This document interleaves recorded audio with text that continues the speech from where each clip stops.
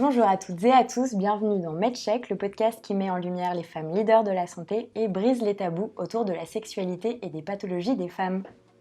Pour le 3e épisode, on a le plaisir d'accueillir Julie Racheline, qui est CEO de l'Alliance, qui est un écosystème dédié à l'innovation en santé, avec un accélérateur, un espace de coworking, un pôle événementiel. Bonjour Julie. Bonjour. Comment vas-tu ? Très bien, je suis très contente d'être là avec vous ce soir. Et ben nous aussi. Alors dans cet épisode, on va dans un premier temps interviewer Julie, lui poser des questions sur son parcours, sur son entreprise l'Alliance, mais également lui demander des conseils pratiques pour tous les entrepreneurs dans l'âme. Et dans une deuxième partie du podcast, nous allons aborder 2 sujets qui concernent la santé des femmes, à savoir l'AVC et la sextech. Alors avant de commencer, on va présenter l'Alliance, qui est l'entreprise que tu diriges. Avec plaisir. L'Alliance, si on l'a bien compris, c'est un écosystème qui est dédié à l'innovation en santé et qui agit avec 3 piliers. Le premier, c'est l'accélérateur qui s'appelle l'Alliance Entrepreneur. Absolument. Il crée et manage des équipes d'experts. Ensuite, on a l'Alliance Lab, qui est l'espace de coworking, qui est situé au CHU de la Pitié-Salpêtrière. Et le dernier pôle, c'est l'Alliance Events, qui anime et développe le réseau, notamment avec le Festilab, auquel j'ai pu participer pendant lequel on a parlé de clitoris. Absolument. Est-ce que tu peux nous dire 2 mots sur le Festilab ? Avec plaisir. Sur notre implantation à la Pitié, le projet est un projet associatif qui est porté par une association qu'on a créée à cet effet. Et cette association, elle a pour objectif de développer l'environnement favorable au succès. L'environnement favorable au succès, c'est énormément de choses, mais c'est aussi d'avoir les bonnes personnes au bon moment qui savent interagir.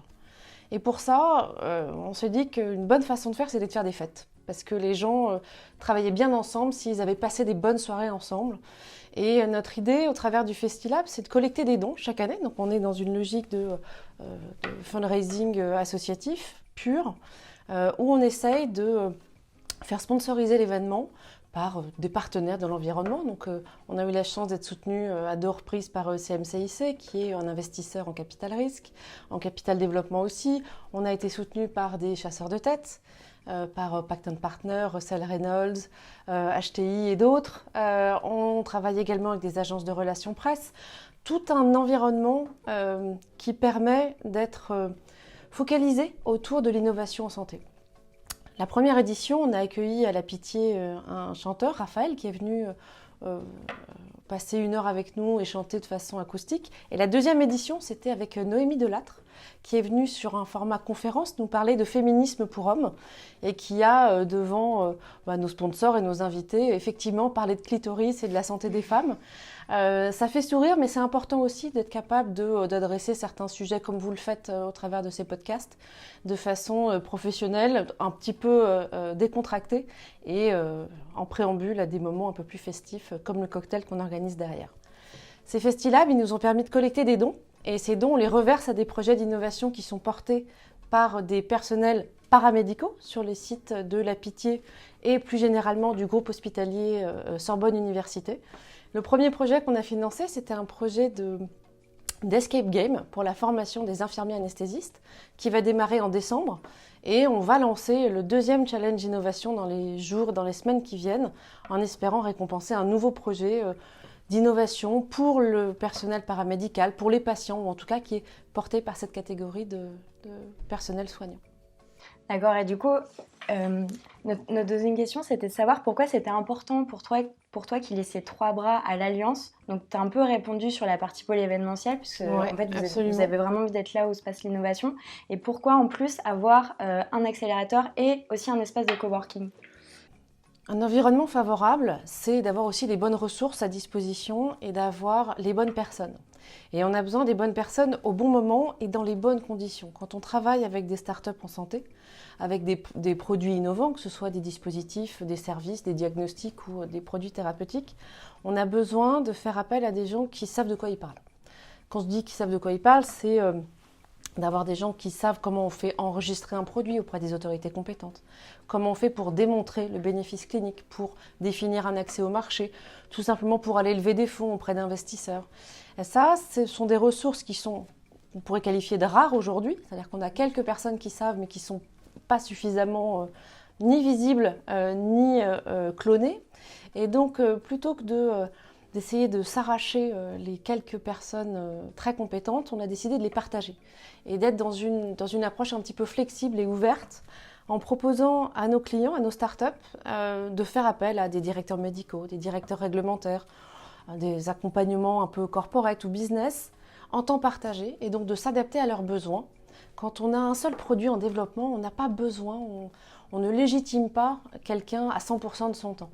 Donc plutôt que d'avoir des gens qui sont malheureux dans leur job et des entreprises où finalement on investit beaucoup sur des ressources qui sont mal exploitées, je pourrais le dire de façon un petit peu brutale comme ça, et ben on préfère le travailler de façon un peu plus collective.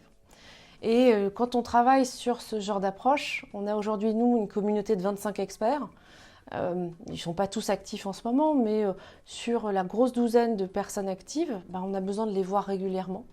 Ils ont besoin de pouvoir interagir, ils ont besoin d'être une vraie communauté. Et pour ça, un espace de coworking à l'hôpital, ça nous semblait être une évidence. Alors on a évidemment plein de projets, on en aura peut-être d'autres activités un jour. Mais ce qui est sûr, c'est que ce qui nous anime, c'est vraiment de travailler pour cet environnement favorable, et le tout dans une démarche flexible et collaborative. Le but étant d'accélérer le développement des innovations pour que les patients puissent en bénéficier. Et par curiosité, tu as longtemps travaillé dans un fonds d'investissement. Absolument. Tu as créé l'Alliance, Ouais. donc tu connais très très bien le marché. Quel était le besoin ou peut-être le manque que tu as essayé d'adresser en créant l'Alliance ? C'est un petit peu celui que je viens d'exprimer. Ouais. C'est vraiment le fait de faire appel à des professionnels que certaines startups n'ont pas les moyens, n'ont pas la justification d'avoir à plein temps. Quand vous développez un dispositif médical, prenons ce cas-là, vous avez besoin d'adresser tous les sujets nécessaires au développement de ce produit. Son autorisation réglementaire, sa prise en charge par les autorités de santé, quelles qu'elles soient, qu'elles soient publiques ou privées, savoir qui va l'acheter, comment, à quel prix, quels sont les utilisateurs, quels sont finalement le cycle de vente qui va être autour de ce produit-là. Et ça, un dirigeant, un inventeur initial n'a pas forcément toutes les cartes en main tout seul. Il a besoin de s'appuyer sur une équipe. Et les équipes sont souvent imparfaites, surtout au démarrage, parce qu'on démarre avec ce qu'on a. Mais on doit quand même se poser les bonnes questions. Et j'ai vu en tant qu'investisseur trop de projets qui s'étaient posés les bonnes questions, mais un peu trop tard. Et donc on essaye de les aider à se poser les bonnes questions. Alors évidemment, on essaye aussi d'amener les réponses, mais de le faire assez tôt dans le process, afin d'une certaine manière, de ne pas perdre de temps, et surtout d'aller droit au but. Donc d'avoir des produits qu'on puisse faire enregistrer rapidement et faire rembourser, ou en tout cas prendre en charge pour que les patients puissent derrière en bénéficier. Et aujourd'hui, combien de startups sont incubées et quels sont les critères de sélection ? Alors, en projet actif qu'on accompagne, on est sur une petite quinzaine. On a eu la chance, depuis qu'on a démarré, d'accompagner à peu près 40 entreprises. Et on les accompagne en général sur des durées qui sont supérieures à 12 mois. Donc on est vraiment dans une logique qui est très opérationnelle. Ce n'est pas du conseil, au contraire, on relève les manches aux côtés des dirigeants, donc on fait partie de l'équipe. Les critères de sélection, il y en a deux. Un, il faut qu'il y ait un vrai besoin médical. On n'aime pas les super belles technologies dont on ne sait pas quoi faire. C'est une première chose. Et la deuxième chose, c'est qu'il faut que ce soit des gens sympas. Si on ne peut pas s'entendre avec eux, on n'arrivera pas à bien travailler avec eux. C'est des très bons critères. Et du coup, tu parles du fait d'être sympa, de bien travailler en équipe. Absolument. Est-ce que pour toi, il y a des compétences ou des caractéristiques qui font qu'on va être un bon dirigeant de start-up ? Alors, ce serait bien présomptueux de ma part de les lister tous. Il y en a au moins deux. Le premier, c'est l'humilité, de savoir qu'on ne sait pas, et donc de s'appuyer sur les personnes qui savent, c'est une première chose. Et deuxièmement, c'est la vision. Un bon dirigeant a forcément énormément de travers psychologiques, voire psychiatriques pour certains. Je me mets dedans, bien évidemment. Mais c'est justement parce qu'on a, je pense, une vision, qu'on a envie d'être dirigeant, qu'on a envie d'aller jusqu'au bout.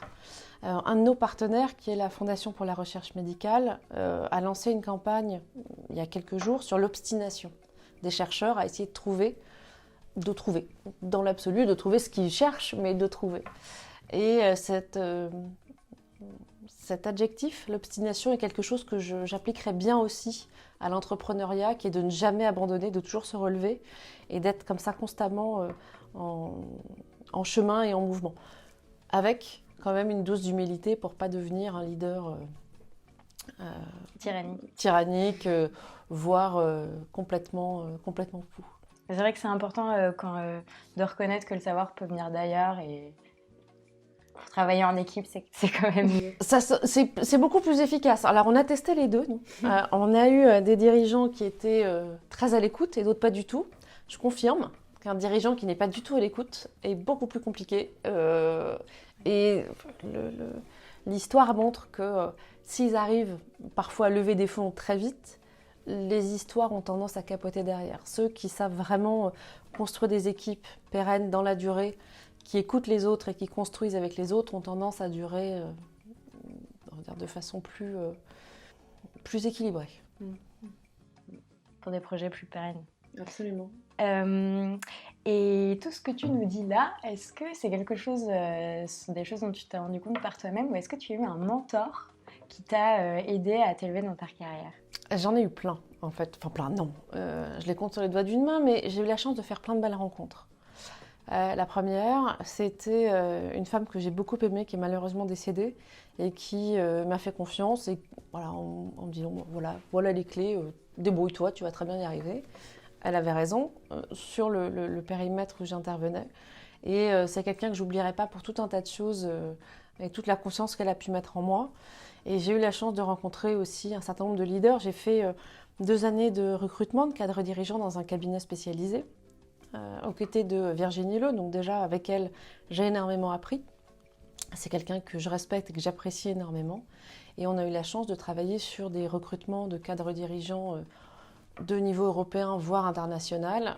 Et forcément, ça permet d'avoir un niveau d'échange et d'interaction qui est de très très haut niveau par rapport à d'autres expériences. Quand on est investisseur, on a aussi la chance d'être dans des conseils d'administration avec des gens qui ont des parcours assez variés, très riches, et donc d'arriver dans des situations où on a un niveau d'interactivité avec des gens qui peuvent énormément donner, qui permet d'échanger de façon très simple et directe sur des thèmes majeurs. Donc oui, en fait, j'ai eu plein de mentors sur plein de sujets très différents. J'aime bien me présenter comme un intégrateur en fait, de tous ces gens et toutes ces expériences-là qui me nourrissent. Et j'ai la chance de continuer à m'appuyer sur des gens de grande qualité, toujours aujourd'hui. Et quand tu as travaillé en tant que chasseur de tête, tu as recruté, tu as dit, des top exécutifs. Est-ce que tu retrouvais chez eux les mêmes qualités que chez les dirigeants de start-up, ou est-ce que c'est 2 mondes qui sont peut-être différents? Les qualités de leadership, de charisme et d'humilité se retrouvent partout. On prête souvent attention aux petits détails, à la façon dont les gens se comportent, au fait de dire merci, d'être attentionné quand quelqu'un passe dans une pièce ou autre. C'est des signes en général qui ne trompent pas sur la qualité individuelle de quelqu'un au-delà de son parcours professionnel. Quelques personnalités sont assez particulières et malgré une attitude parfois assez atypique, ont des très beaux parcours. Mais oui, je pense que la capacité à être sensible à l'autre et à créer un lien avec chaque autre personne est quelque chose d'assez répandu parmi les grands leaders. D'accord. Eh bien, le temps tourne et avant de passer au Business Challenge, on voulait te demander si tu avais un livre en particulier à recommander et pourquoi. Ça peut être un livre très pratico-pratique ou un petit peu plus spirituel. Ou ce que tu veux d'ailleurs. Mais en fait, j'en ai plein. Il y a tout un tas de livres sur le leadership au féminin qui sont très recommandés. Alors, ils sont tous à lire. Il y a toujours des choses intéressantes à en retenir. Moi, en fait, j'aime bien lire des choses complètement différentes. Soit sur l'histoire, ça paraît complètement déphasé, mais au départ, je suis docteur en sciences. Donc, j'ai une attraction pour la chose scientifique. Donc j'aimais bien lire l'histoire d'Henriette Lacks. Henriette Lacks, pour ceux qui savent, en fait, c'est la femme immortelle, puisque c'est de ces cellules à elle que sont issues les cellules HeLa, donc HeLa, qui sont celles qu'on utilise dans tous les labos de recherche, surtout quand on est très nul, parce que c'est les plus faciles et celles qu'on garde. Et donc j'aime bien l'idée de cette femme qui est devenue immortelle grâce à ces cellules et d'avoir découvert cette histoire-là comme ça. Voilà. Et d'ailleurs, de son vivant, elle n'était pas du tout consciente de ce qui a Pas été du tout. fait par la suite avec ces cellules. Elle ne savait même pas qu'on avait gardé ces Non. cellules pour pouvoir faire de la recherche derrière. Absolument. Et je trouve l'idée assez... quitte à s'ouvrir et à réfléchir sur des thèmes un peu différents, mais néanmoins connexes à ceux sur lesquels on intervient nous, donc dans l'innovation en santé, j'aime bien l'idée que beaucoup de tests in vitro sur certains de nos produits viennent d'Henriette Lacks. Voilà, tout simplement. C'est une belle leader qui ne se connaissait pas. C'est ça. On peut être leader sans le connaître et sans forcément s'en rendre compte de son vivant, absolument. Et moi, j'ai découvert un livre que je ne connaissais pas et qui m'a donné très envie de le lire. Est-ce que tu veux lancer le Business Challenge ? Allez, on y va. Alors, dans chaque épisode, on lance un Business Challenge. Tu auras donc 3 minutes pour répondre à la question suivante. D'accord. Tu es une start-up qui souhaite commercialiser un dispositif médical innovant et tu décides de lever des fonds pour la première fois. Comment t'y prends-tu ? D'un point de vue très stratégique, si c'est une start-up qui développe un dispositif médical, ça veut donc dire que j'ai déjà travaillé sur mon besoin médical et que, en théorie, j'y réponds. Ça veut dire que j'ai aussi une vision du développement international que je veux mettre en place, donc une vision du besoin médical qui n'est pas uniquement sur le territoire français, mais qui est aussi à minima européen et idéalement international, sans exclure bien évidemment les États-Unis. Donc une fois que j'ai posé ça, j'ai déjà une partie de ma réponse. Deuxièmement, pour y parvenir, j'ai forcément un plan de développement clinique. C'est-à-dire que moi, je ne sais pas travailler sur des dispositifs médicaux qui sont peu régulés. On aime bien travailler sur tout ce qui est très complexe. Donc plus c'est compliqué, plus ça va nous plaire. Donc on va, je pense, mettre en place un plan de développement qui va être ambitieux et qui va limiter évidemment les risques. Une fois que ça s'est dit, pour mettre au moins ces 2 éléments-là en place, ça veut dire que j'ai au moins quelqu'un qui a une vision du développement à l'international, quelqu'un qui a une vision de la partie clinique, que je vais savoir à qui poser les questions sur les enjeux réglementaires, puisque vous savez bien que ça ne va pas être la même régulation qu'on parle d'un stent, d'une thérapie cellulaire couplée à un dispositif d'injection, ou encore, je ne sais quoi, une nouvelle pompe externe. Donc ces aspects de régulation sont des éléments qu'on va évidemment travailler et anticiper. Et enfin, si on veut lever des fonds, il va falloir raconter une histoire. Et pour raconter une histoire, il faut qu'on puisse convaincre, il faut qu'on puisse parler à des professionnels de santé, à des patients, il faut qu'on puisse comprendre ce qu'ils vont attendre de nous et après se lancer. J'aime bien dire que il n'y a pas trop de problèmes de financement parce que tous les beaux projets trouvent à se financer si l'idée est bonne, si le produit est bien développé, s'il répond à un vrai besoin de marché et si par ailleurs l'équipe qu'on a pu constituer est solide, il n'y a aucune raison qu'on n'arrive pas à lever de l'argent. Challenge réussi. Félicitations. Réussi. Alors, quel est le montant de mon chèque ? 500 000 € pour démarrer. C'est pas mal. C'est pas assez, je crois. Vous payez la réception. Ça, c'est le début. Ça, c'est le pré-amorçage.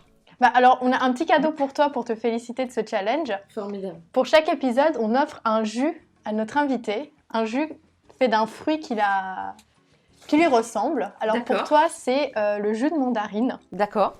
Parce qu'on a vu que la mandarine, ça représente la créativité et l'imagination. D'accord. Donc, on a trouvé que ça te correspondait plus que bien. Okay. Donc, et d'ailleurs, si tu veux... es assortie au jus aujourd'hui. C'est vrai. En plus de ça, je tiens à dire, en hiver, un petit jus de mandarine, ça fait toujours du bien. Voilà, très riche en vitamine C. Alors, moi, je bois un jus de citron tous les matins. Un jus de citron avec de l'eau chaude, c'est très bon pour la santé. Ça permet de basifier ses urines.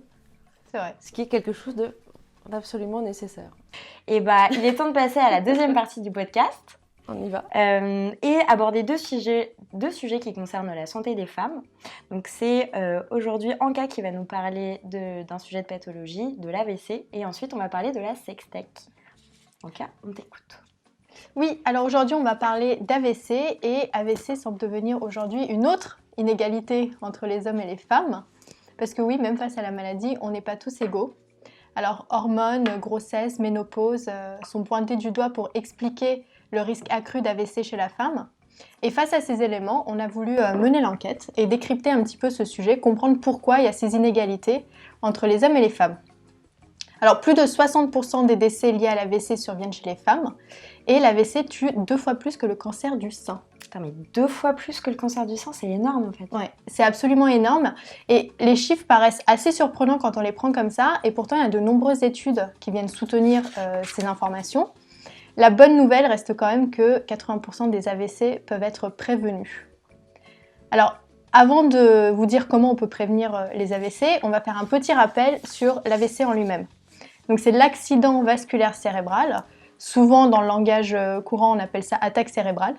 Et ça correspond à une obstruction ou à une rupture d'un vaisseau sanguin dans le cerveau. Dans 80 à 85% des cas, il s'agit de l'obstruction d'un vaisseau par un caillot sanguin. Et cette obstruction diminue l'arrivée du sang dans une zone précise du cerveau. Et c'est ça qui cause les effets très sévères qu'on peut observer parfois.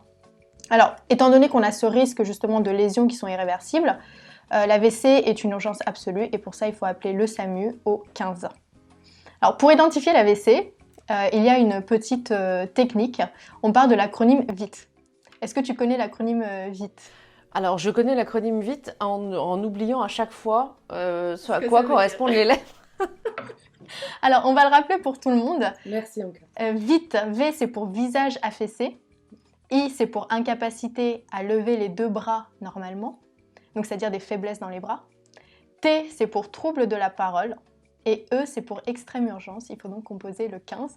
Margot, interro, vite. Ok. Alors, V pour visage affaissé, I pour incapacité à lever les 2 bras, C pour... T pour trouble de la parole, et E pour extrême urgence, à composer le 15.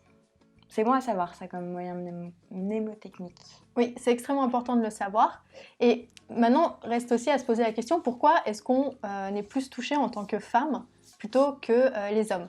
Alors, il y a plusieurs pistes de réflexion qui sont explorées aujourd'hui. La première, c'est l'hypertension artérielle. C'est un facteur de risque important pour l'AVC.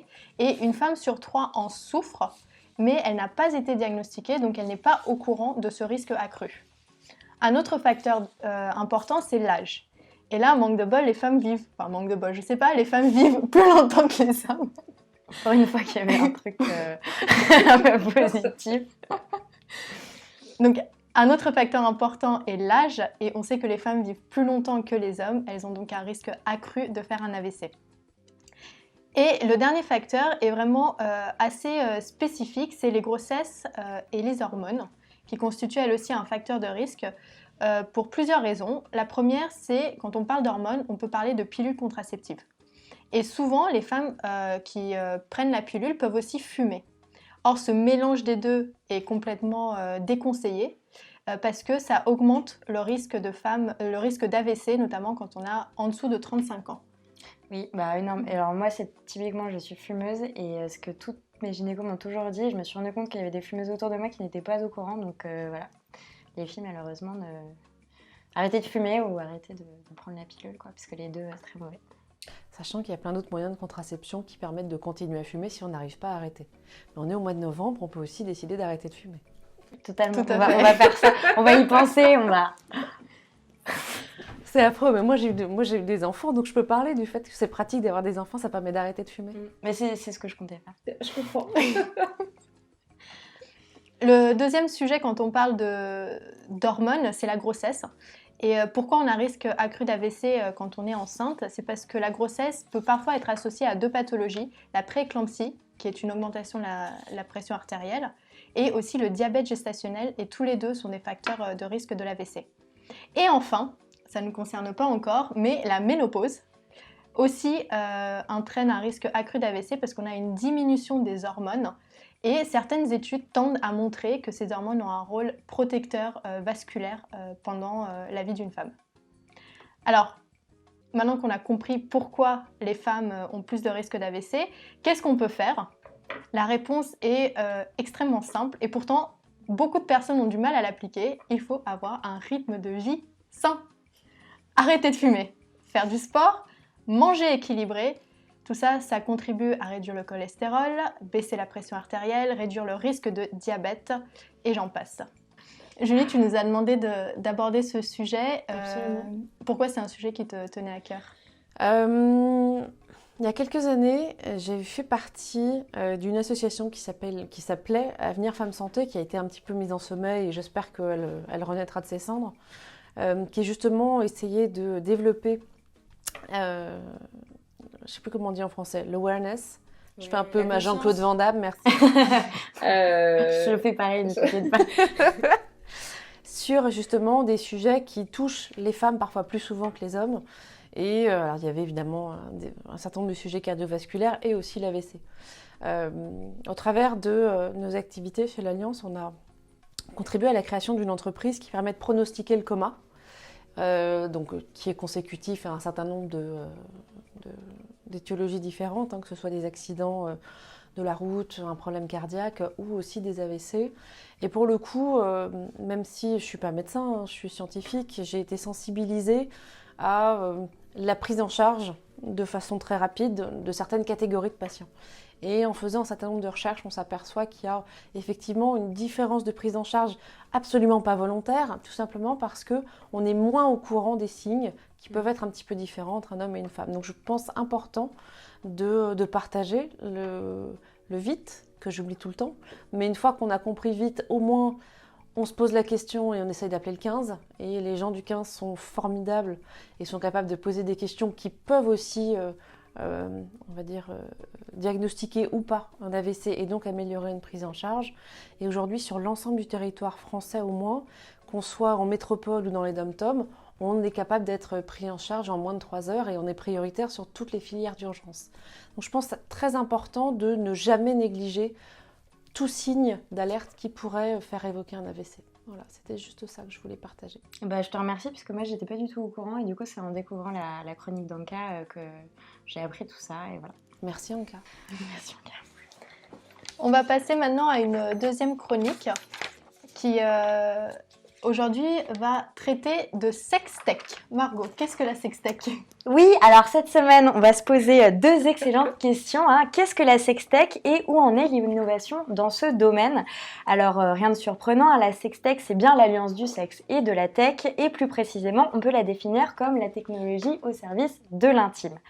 Alors, chaque année apporte son lot d'innovation et on apprécie que beaucoup soient liés à la sexualité féminine, des sextoys connectés aux applications mobiles dédiées à l'éducation sexuelle, aux rencontres, au tracking des performances, en passant par les chatbots et les sexbots, on peut affirmer que l'industrie de la sextech a le vent en poupe.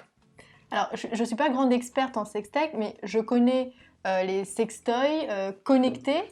Est-ce qu'on a autre chose, je sais pas, des applications mobiles ou autres ?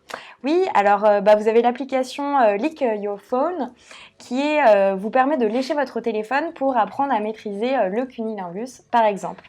Alors oui, ce secteur a un potentiel gigantesque en termes d'innovation, mais en France, les entrepreneurs ne sont pas satisfaits des chiffres. En 2016, une tribune intitulée « We want more sex startups » signé entre autres par Nicolas Collin, le cofondateur de l'incubateur The Family, exige qu'il y ait plus d'innovation dans ce domaine. Sa question de fond, c'est pourquoi aujourd'hui l'industrie du sexe est-elle encore et toujours, et je cite, vue comme une idée d'obscur hippie ou de porno sordide. Il appelle donc les entrepreneurs français de la sextech à rentrer en contact avec lui pour innover. Plus récemment, on apprend que le CES de Las Vegas, un des plus grands salons de tech au monde, a décidé d'accepter les startups de la sextech qui innovent au service du plaisir féminin après une longue polémique. Alors, pour résumer, le CES avait donné un prix à une startup qui développait un sextoy pour femmes, puis avait finalement retiré le prix, car, je cite, il n'acceptait pas les candidatures immorales, obscènes, indécentes ou profanes. Bon, finalement, ils ont redonné le prix à la CEO de la start-up et aujourd'hui, la sextape est officiellement acceptée au sein du salon. Mais l'affaire a notamment soulevé un problème essentiel qu'a mis en lumière Laura Haddock, donc la CEO à qui on a donné, puis retiré, puis redonné le prix. Elle disait que seuls les produits dédiés aux femmes qui acceptaient le CES et qu'on voyait au salon étaient des pompes à lait ou des appareils de rééducation du périnée. Donc la sexualité féminine était mise de côté, tandis que côté sexualité masculine, il y avait pléthore d'innovations aussi complètes les unes que les autres. Ça, c'est aussi un problème auquel a fait face Christelle Bonny, la cofondatrice de eSensory, une start-up qui développe un produit assez marrant, qui synchronise en fait le contenu écrit numérique avec des objets connectés. Donc le produit s'appelle Bisensory et c'est une application de littérature érotique qui est connectée à un sextoy. Qui bouge à des moments un peu cruciaux. Après 4 ans, la société est entrée en liquidation judiciaire. Donc finalement, la sextech, ça a l'air bien sur le papier, mais dans la réalité, c'est un peu plus compliqué. Bah oui, du coup pour conclure, moi ce qu'on peut dire c'est que le grand boom de la sextech n'aura pas forcément lieu. Oui, parce qu'après l'explosion de la fintech, de l'agrotech, de la foodtech et de toutes les autres industries, en fait, l'innovation dans ce secteur est bridée parce que les tabous autour de la sexualité dérangent encore et toujours certains investisseurs et organisateurs d'événements. Que penses-tu de tout cela, Julie ? Je vais reprendre mon drapeau un peu féministe, mais inclusif quand même. C'est difficile de parler, alors ne serait-ce que sur des dispositifs de rééducation du périnée ou de problèmes d'incontinence urinaire à des investisseurs hommes. Tout simplement, on n'a en général pas le choix, c'est-à-dire que 90%, voire un peu plus, des investisseurs sont plutôt des hommes. Et c'est difficile d'aller aborder des sujets qui peuvent toucher les femmes quand on n'a pas de femmes face à soi dans les sessions de travail. Par ailleurs, c'est toujours des discussions qui font des petits sourires en coin. Dans ma vie d'investisseur. Je vous ai vu pendant ma chronique. En tant qu'investisseur, on a vu des dossiers dans la rééducation du périnée, bien sûr, dans l'incontinence urinaire, dans l'incontinence fécale. Alors, on n'est pas dans la sextech, on est vraiment dans du dispositif médical plus traditionnel, entre guillemets. Ça reste l'intime. C'est des sujets qui sont très, très mal reçus parce que c'est difficile, c'est pas acceptable par la société de façon générale. Et encore moins quand on est dans un bureau bien installé dans le Triangle d'Or à Paris. C'est compliqué. Voilà. Donc je pense qu'il y a aussi une ouverture à imaginer côté investisseur sur ce genre de produit, comme ce qui se fait d'ailleurs avec l'augmentation de la visibilité des femmes entrepreneurs, des femmes qui développent des nouveaux projets. Et d'ailleurs, pourquoi que les femmes, pourquoi pas les hommes aussi. Enfin, voilà, plus on va en parler, plus ça devrait ouvrir les perspectives et j'espère développer la sextech. J'aime beaucoup le terme. Je trouve ça très drôle. Nous aussi. On arrive déjà à la fin de notre épisode d'aujourd'hui. Merci beaucoup, Julie. Merci beaucoup à toutes les deux de votre travail et de toute cette préparation et de m'avoir invitée. Avec grand plaisir. On a beaucoup apprécié. Je pense qu'on a eu des échanges très pertinent, très drôle aussi, ça fait plaisir. Et on te souhaite tout le meilleur pour la suite et pour l'aventure Alliance. Merci à toutes les deux. Très belle aventure aussi pour le podcast. Merci.